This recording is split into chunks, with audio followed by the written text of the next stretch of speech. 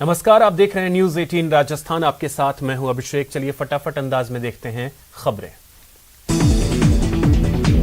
जयपुर में 12 दिसंबर को कांग्रेस की महंगाई हटाओ रैली होगी, जिसकी सभी तैयारियां पूरी कर ली गई हैं। कांग्रेस नेता राहुल गांधी और प्रियंका गांधी रैली में हिस्सा लेंगे।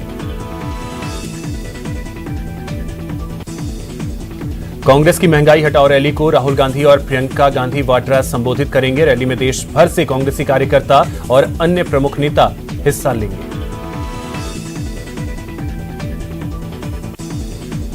रैली को सफल बनाने के लिए सीएम गहलोत ने मंत्रियों की टीम उतारी है। सीएम अशोक गहलोत ने विद्याधर नगर स्टेडियम में रैली स्थल का जायजा लिया। जयपुर में कांग्रेस की ओर से महंगाई हटाओ महारैली के लिए पूरी ताकत झोंकी जा रही है।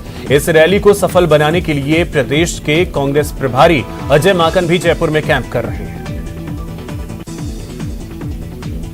माकन ने कहा कि ये एक राष्ट्रीय रैली है, जिसमें अन्य राज्यों के मुख्यमंत्री, पूर्व मुख्यमंत्री भी शामिल होंगे। कांग्रेस महासचिव रणदीप सुरजेवाला ने देश में बढ़ती महंगाई के लिए केंद्र सरकार की नीतियों और फैसलों पर निशाना साधा।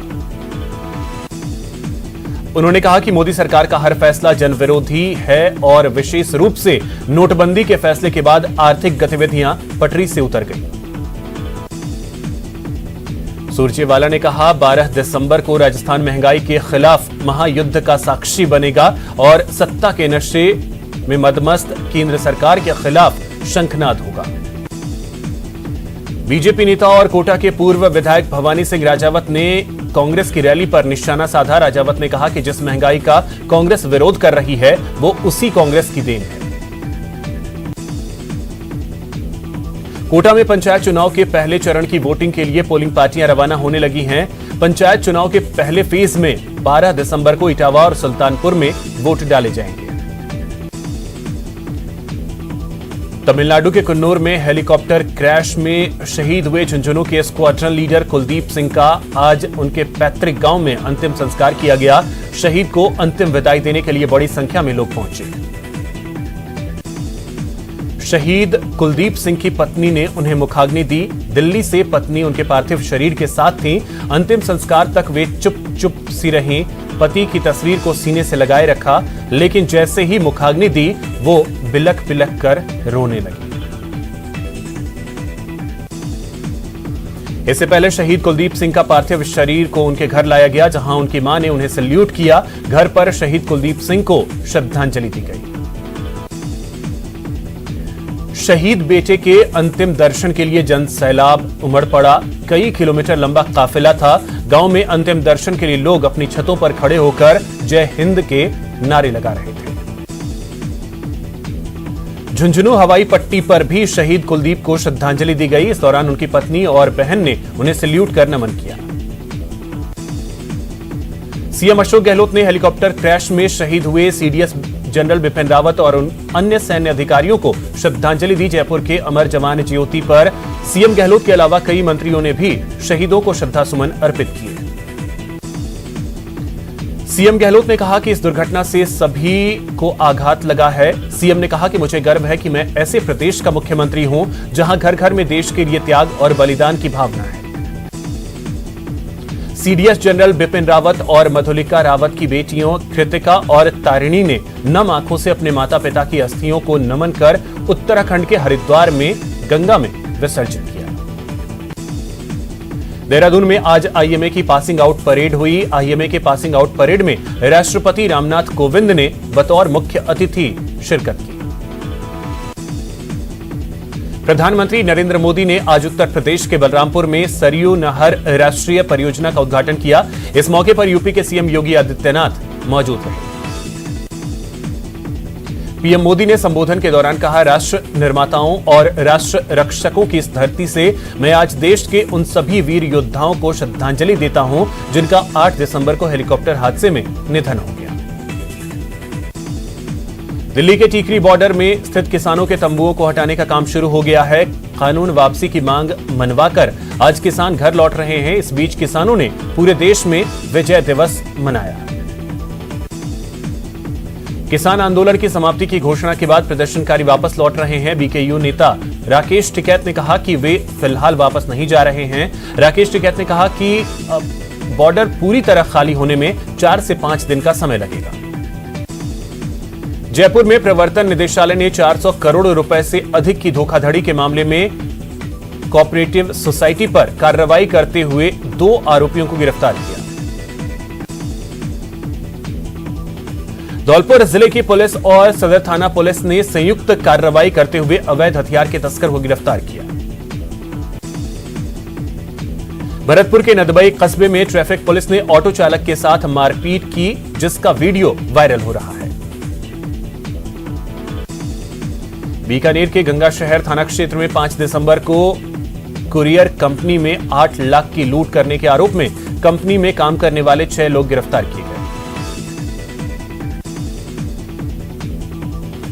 कोटा में महिला चोरों ने आरसीसी की लोहे की प्लेट पर हाथ साफ कर दिया। चोरी की वारदात सीसीटीवी कैमरे में कैद हो गई। बांसवाड़ा शहर कोतवाली पुलिस ने सब्जी व्यापारी से करीब 80,000 लूटने के आरोप में एक युवक को गिरफ्तार किया। डूंगरपुर में बिजली विभाग की टीम पर बिजली चोरी कर रहे परिवार ने हमला कर दिया। बिजली विभाग की टीम ने पुलिस में शिकायत दर्ज करवाई। उदयपुर में सीमेंट गोदाम में भीषण आग लग गई। इससे पूरे इलाके में अफरा तफरी मच गई। धौलपुर में कार ने बाइक को पीछे से टक्कर मार दी, जिसमें बाइक पर सवार 2 लोग घायल हो गए। दौसा में नेशनल हाईवे 21 पर बेकाबू मिनी ट्रक ने बाइक को कुचल दिया। हादसे में ट्रक चालक सहित 4 लोगों की मौत हो गई। करौली के लांगरा थाना क्षेत्र के हर नगर गांव में खेत में काम कर रहे एक युवक की करंट की चपेट में आने से मौत हो गई। बीकानेर में बस और पिकअप की भिड़ंत हो गई, जिसमें 7 लोग घायल हो गए। एक की अस्पताल में इलाज के दौरान मौत हो गई। धौलपुर में बेकाबू कार ने 2 बाइक सवारों को टक्कर मार दी, जिसमें बाइक सवार दोनों युवक घायल हो गए। कांग्रेस की महारैली के विरोध में भाजपा 15 दिसंबर को एक बड़ी रैली को लेकर बांसवाड़ा भाजपा नगर मंडल की बैठक हुई।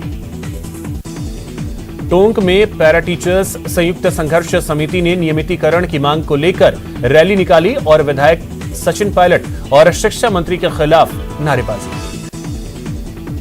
उदयपुर में नेता प्रतिपक्ष गुलाबचंद कटारिया ने कांग्रेस की महारैली को लेकर कटाक्ष किया। उन्होंने कहा कि अपने नेताओं को खुश करने के लिए लोगों की जान से खिलवाड़ किया जा रहा है।